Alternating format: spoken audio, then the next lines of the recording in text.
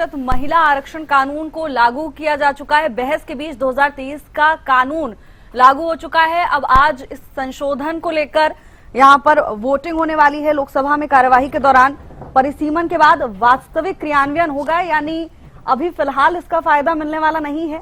हो सकता है कि 2029 के आम चुनावों में इसका फायदा महिलाओं को मिले, लेकिन केंद्रीय कानून मंत्रालय की ओर से ये जो अधिसूचना जारी की गई है वो आपको अपने टेलीविजन स्क्रीन पर हम लगातार दिखा रहे हैं। और बहस के बीच 2023 का ये कानून देर रात लागू किया जा चुका है।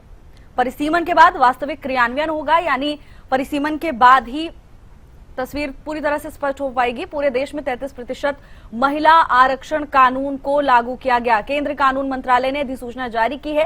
टेलीविजन स्क्रीन पर वो नोटिफिकेशन आपको दिखा रहे हैं जो जारी की गई है। देश भर में महिला आरक्षण कानून 2023 को लागू किया जा चुका है। आज इसमें संशोधन को लेकर, प्रक्रियाओं को लेकर वोटिंग होनी है। लोकसभा में विशेष सत्र के दौरान वोटिंग होगी।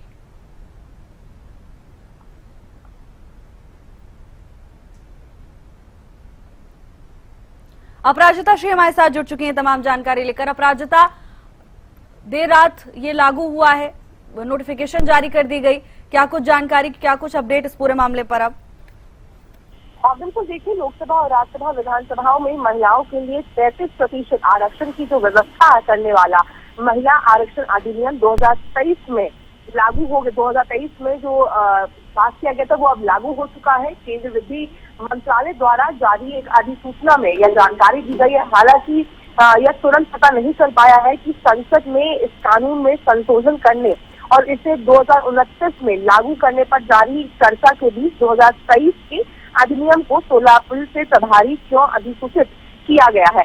वहीं देखिए, अगर इस विधेयक की हम बात करते हैं तो 2023 में पारित हुआ था यह विधेयक, यानी सितंबर 2023 में संसद ने नारी शक्ति वंदन अधिनियम पारित किया था, जिसे आमतौर पर महिला आरक्षण अधिनियम के रूप में जाना जाता है।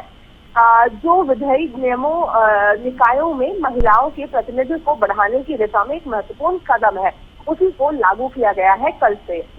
इसके अलावा महिलाओं को 33% आरक्षण मिलेगा, यानी इस अधिनियम में लोकसभा और राज्य विधानसभाओं में महिलाओं के लिए 1/3 सीट आरक्षित करने का प्रावधान किया गया है।